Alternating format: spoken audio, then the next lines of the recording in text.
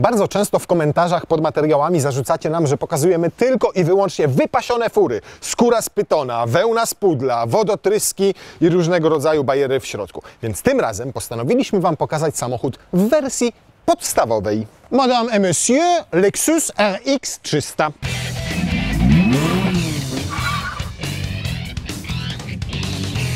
Oto samochód dla ludzi, którzy naprawdę liczą każdy grosz przy zakupie samochodu. I spójrzcie na niego. Czy wygląda na 219 900 zł? No dobra, z tym lakierem to dokładnie 224 900 zł, czy tam 225, bo lakier kosztuje 500. Ale w standardzie macie 20-calowe felgi.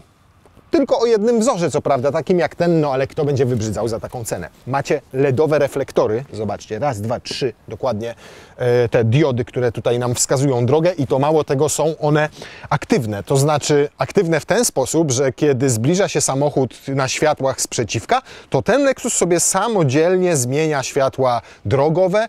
Nie drogowe. Drogowe, na mijania, tak, dobrze mówię. O, tutaj ma taki pstryczek elektryczek i ten pstryczek elektryczek z napisem auto też jest seryjny. Ten pstryczek elektryczek też jest seryjny, to oznacza, że jest podgrzewana kierownica. I ten też jest seryjny, co oznacza, że macie tutaj napęd na 4 koła i możecie go zablokować. Gdzie uciekasz silny? Bo chciałem pokazać czwarty pstryczek elektryczek i on też jest tutaj seryjny za te 219 900 zł i on otwiera klapę bagażnika. Chromowane, czy tam jak to się mówi? Chromowane to są? Chromowane, srebrne relingi, srebrna obramówka wokół szyb.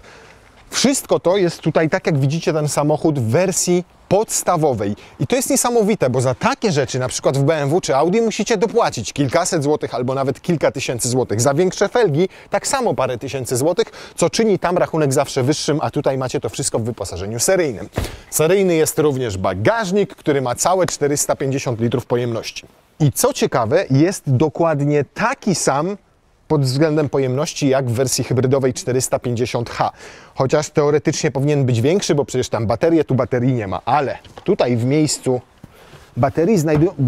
Kto jeździł tym autem, że tu wszystko takie brudne, chciałem powiedzieć? Macie tam wannę, w której możecie wykąpać sobie na przykład małego psa, jak wam wyhasa się, jak będziecie w lesie i ubłoci. A tutaj zmieścicie nawet dwa całkiem sporej wielkości plecaki. No i wszystko to przede wszystkim jest naprawdę przyzwoitą wykładziną obite.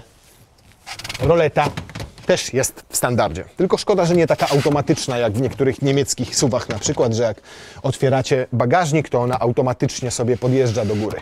Ją tutaj musicie obsłużyć ręcznie. Ale już ten pstryczek elektryczek też jest w wyposażeniu standardowym.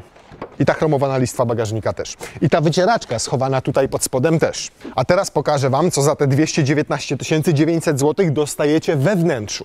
Przede wszystkim taką skórę, ekologiczną skórę, tak przynajmniej napisano w cenniku Lexusa, nazywa się Tahara, ale w tym wypadku ekologiczna prawdopodobnie oznacza tylko tyle, że została wyprodukowana z krów karmionych zwykłą trawą, a to przecież dobrze.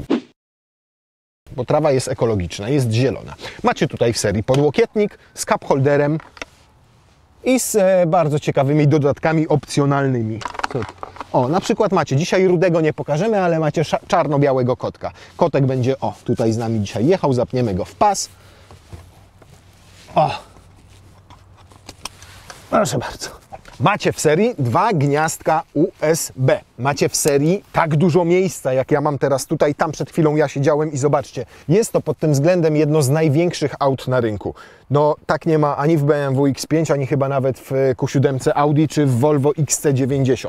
Lampeczki do czytania to są takie detale, ale za te detale pokazuję je, bo za te detale naprawdę u konkurencji trzeba zapłacić kasę, a tutaj po prostu macie to w serii i one są też LEDowe. Macie cykorki, które są obite też taką ala skórą, taka jak jest na fotelach i co ciekawe, mimo że to jest skóra ekologiczna, to jeszcze do niej na chwilę wrócę, to jest i perforowana i bardzo ładnie uszyta i tak miękka, że no nie jesteście w stanie na pierwszy rzut oka rozpoznać, czy to jest eko, czy prawdziwa skóra. O ile w większości samochodów ta ekoskóra jest taką twardą, nieprzyjemną w dotyku ceratą, tak tutaj naprawdę się postarano, żeby to super wyglądało. I jeszcze jedna rzecz jest seryjna.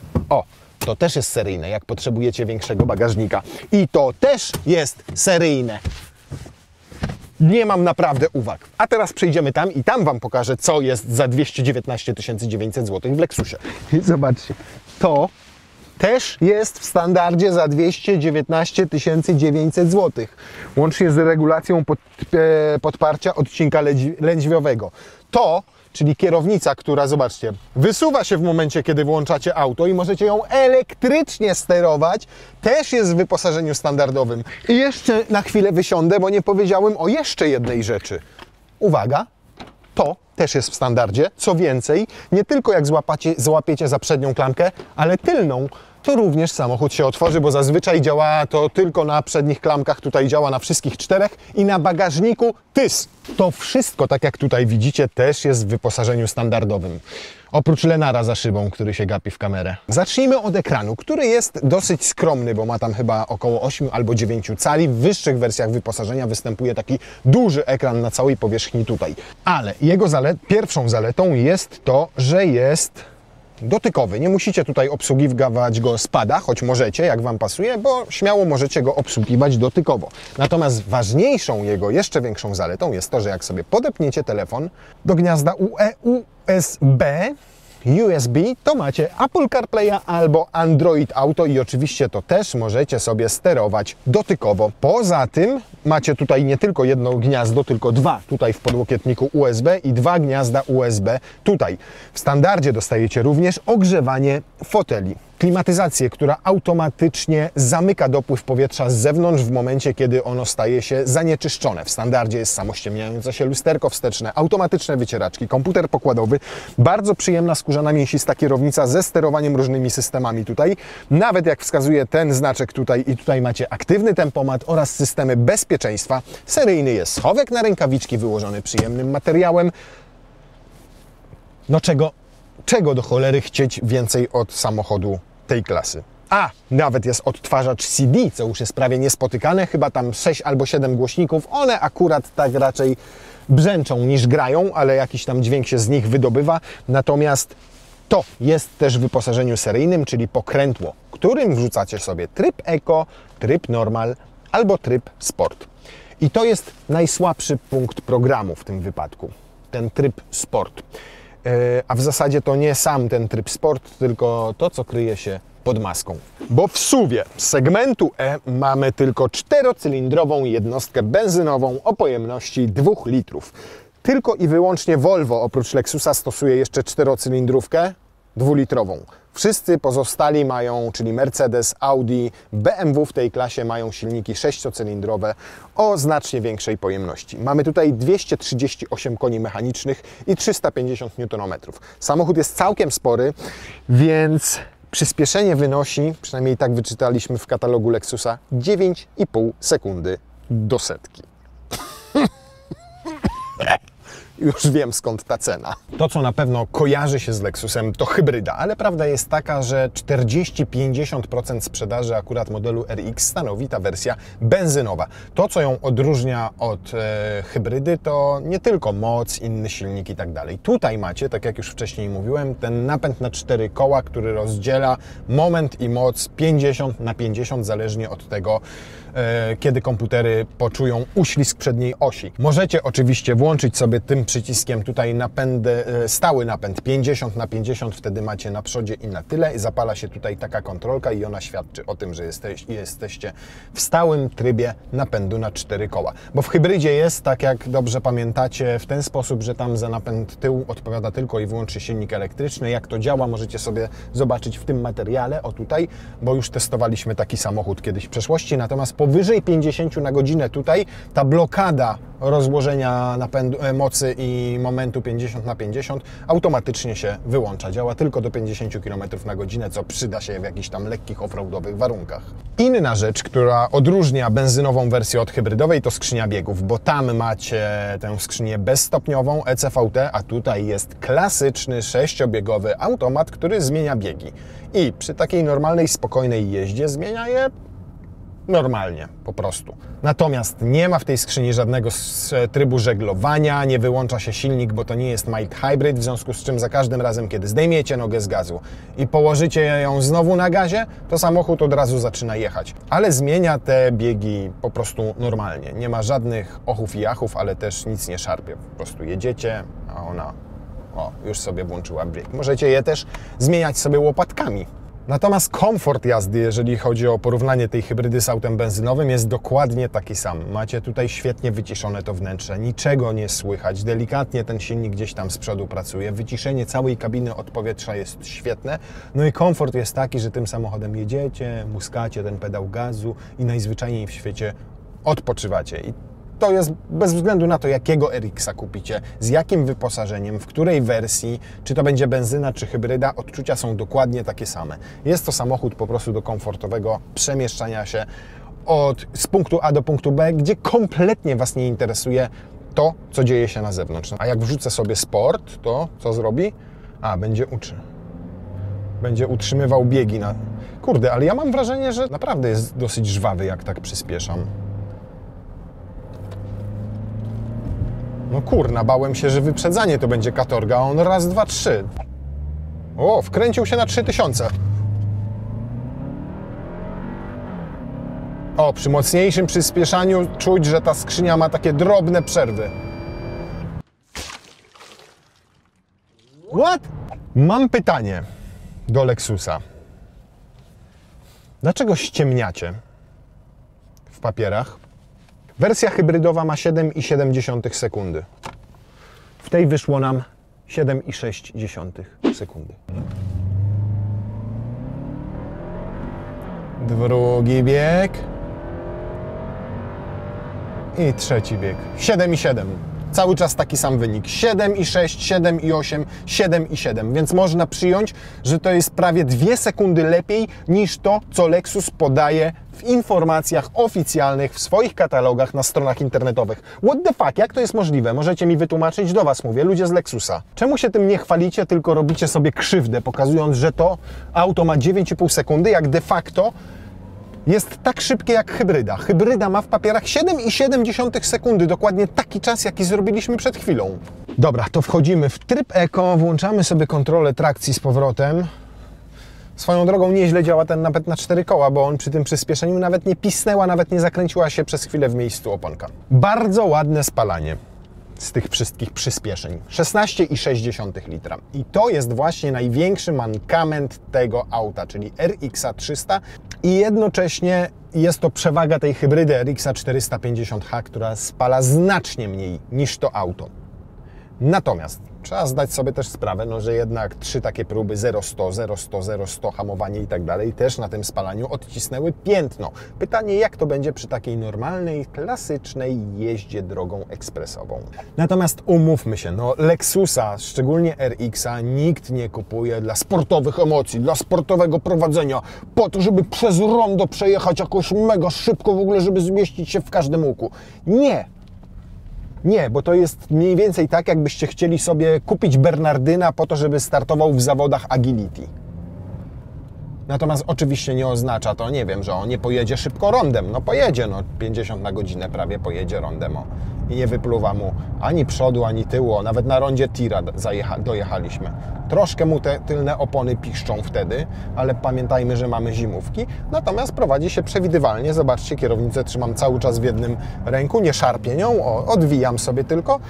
I jest po prostu ok, jest bezpiecznie, natomiast nie są to żadne emocje. To jest tak, że tutaj jest mięciutkie to zawieszenie, komfortowe, przyjemne. Sam samochód sprawia wrażenie takiego, co ciekawe, właśnie nieleniwego, bo to jest złe słowo. Aż rwie się do tego, żeby jeździć, chce mu się. Muskacie mu ten pedał gazu, on sobie zmienia, redukuje bieg i on po prostu chce mu się jechać. To jest niesamowite. Więc nie jest leniwy. Raczej powiedziałbym, że jest taki fajny. Tak dobrze mi się nim jedzie najzwyczajniej w świecie. I to, co w nim uwielbiam, to jest to wyciszenie, że nim nie musicie zachrzaniać, tylko jedziecie sobie te 120 i tutaj jest cisza jak w konfesjonale. Tak jakby jechał na elektryce. Troszkę gdzieś tam szumu jakiegoś, troszkę od opon i to wszystko. Znowu 16,6, co tu się dzieje? Dobra, to 120. Ustawiamy sobie tempomat i uwaga, W wyposażeniu standardowym macie tutaj również aktywny tempomat. W tej wersji. Tutaj ustawia się odległość od samochodu, który jedzie przed Wami. O, teraz ładnie to widać. Tutaj można sobie dodatkowo ustawić asystenta pasa ruchu. I to wszystko jest też w standardzie. Ma też system rozpoznawania znaków, który działa tak, że czasami nie działa, ale głównie to działa. Musi widzieć znak, żeby go rozpoznać. Jak go nie widzi, to nie działa i dwie kreski wyświetla, tak jak teraz. Choć tu jest ograniczenie do 120 na godzinę. O, spalanie jak w hybrydzie, 3,8 litra. Nie, żartuję, to było na dohamowaniu. Teraz sobie przyspieszy do 123. Ładnie sobie zredukował bieg. Dojdzie sobie do tej prędkości. O. Chyba normalnie ma asystenta pasa ruchu, który trzyma go na środku. Za 219 900 zł. No i na takich drogach jak ekspresówka, jak autostrada, przy normalnej jeździe, żadnej tam super dynamicznej, gdzie wciskacie buta po prostu w podłogę na pedale gazu, musicie liczyć się ze spalaniem 10-11 litrów. Uważam, że na takie auto, o takich gabarytach, takiej masie, tak przestronne w środku, w tym segmencie, to i tak dobry wynik. Kurde, zobaczcie, jak on trzyma normalnie go w pasie ruchu cały czas. Nie tańczy od krawędzi do krawędzi, tylko stara się jechać prosto. No dobra, wracając do spalania. Uważam, że te 10-11 litrów, teraz pokazuję dokładnie 10 litrów, jak na samochód tej wielkości, tej klasy, z benzynowym motorem, to jest i tak dobry wynik. Okej, w hybrydzie to będą, załóżmy, 2 litry mniej. To musicie sami sobie przeliczyć, czy Wam się to opłaci najzwyczajniej w świecie. A to, co najbardziej i tak lubię, to bez względu na to, czy to jest RX 450H, czy RX 300, to jest ta cisza przy takich prędkościach.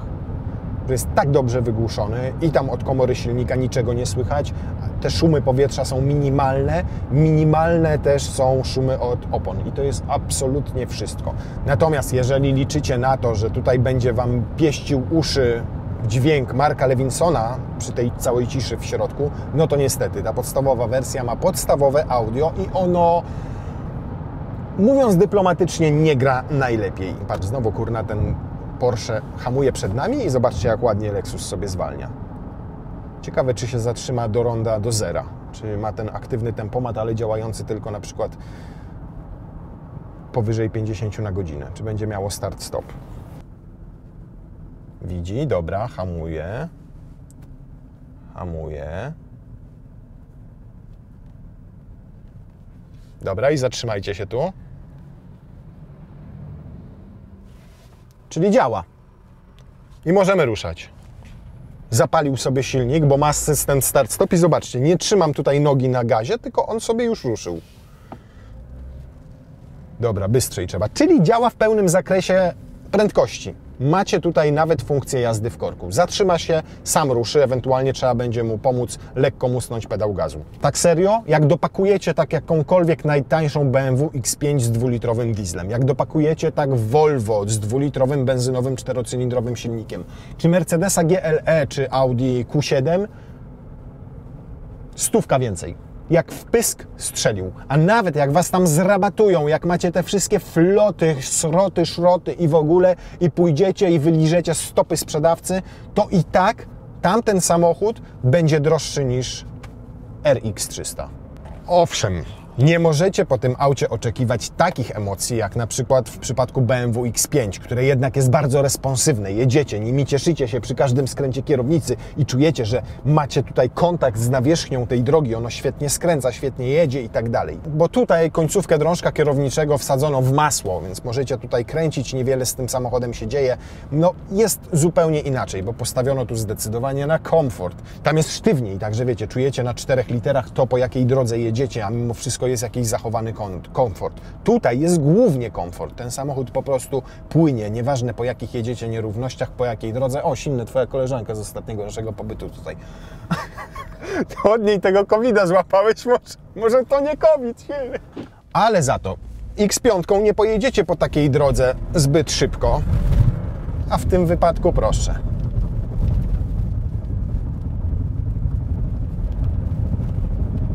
Po prostu nic nie czuć, nic. On jedzie jak ponton po tej drodze.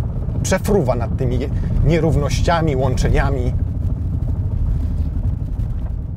A jak jedziemy po tej drodze, to już sami dobrze wiecie, nie? No dobra, to włączamy sobie tutaj stały napęd na 4 koła, który działa do 50 km na godzinę. Mamy 20 cm prześwitu, co naprawdę oznacza, że nie musicie się martwić o jakiekolwiek takie większe przeszkody. Natomiast ciekaw bardzo jestem, czy podjedzie tu. O kurna.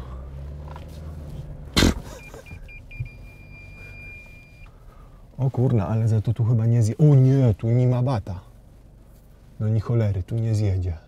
Nie chciałbym spaść. O, dobrze, ładnie. Może tutaj w takim razie zjedziemy, będzie łatwiej. Tak, będzie łatwiej? Powinno być łatwiej. Jak nie zawadzimy niczym o podwozie, to powinniśmy zjechać bez problemu. Ło, jak tylna ośka ładnie podskakuje. Wow. Stromo. Natomiast zwisy na szczęście są na tyle duże, że nie muszę tutaj się martwić o to, że zawadzę czy przodem, czy tyłem. Kurna, ja pierniczę. Zobaczcie, jak ja siedzę. To jest coś niesamowitego. I to też jasno dowodzi, że możemy sobie naprawdę narzekać na te SUV-y, mówić, że to nie są prawdziwe auta terenowe. Oczywiście, że nie są, ale nawet jak wjedziecie takim autem w takie miejsce, w jakim my jesteśmy teraz tutaj, bez problemu da sobie radę. Kopny piasek, damy radę? No i to taki mocno kopny, ale nie chcemy tu niczego urwać mimo wszystko. Kurna, to jakiś tor crossowy jest, czy co? Dobra, nie ma co go tutaj męczyć. Jeszcze dzisiaj trzeba go oddać, bo jakiś klient jest zainteresowany kupnem. Jak pan kupi, to dobrze pan zrobi, proszę pana. Włożysz w mordę kopano.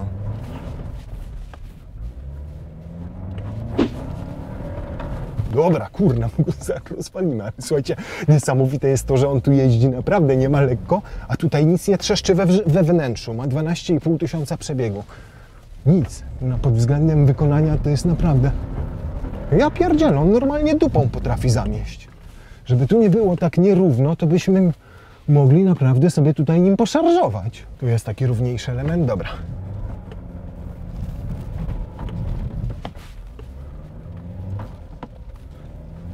Kurde, wszędzie muszę hamować, bo się boję, że mu po prostu coś pourywam. O, dobra, tu zobaczmy.